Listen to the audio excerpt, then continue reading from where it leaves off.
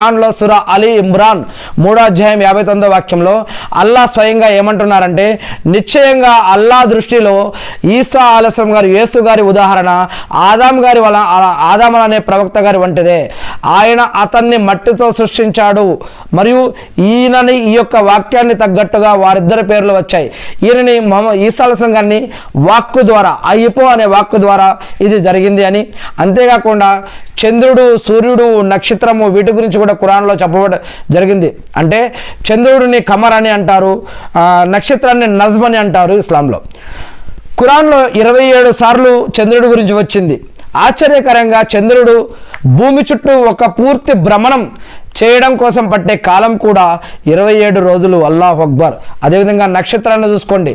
ఖురాన్లో నక్షత్రాలను స్టార్స్ మరియు చెట్లు అనే పదాలు నక్షత్రాల గురించి 6 సార్లు, చెట్ల గురించి 6 సార్లు వచ్చినాయి.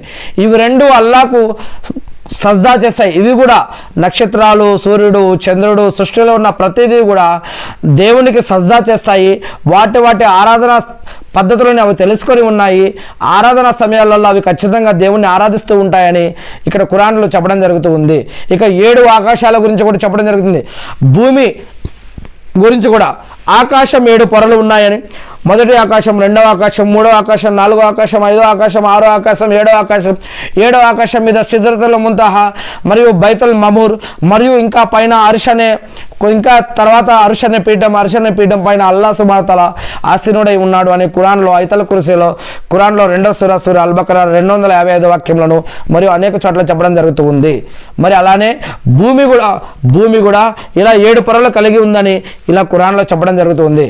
7 ఆకాశాలు అనే పదం ఖురాన్ అంతటా కలిపి సరిగ్గా 7 సార్లు రావడం జరిగింది అని ఇక్కడ ఇస్లాంలో తెలియజేయడం జరుగుతూ ఉంది. అదేవిధంగా తల్లి గర్భంలో పుట్టే శిశువు గురించి కూడా ఖురాన్లో చెప్పడం జరుగుతుంది.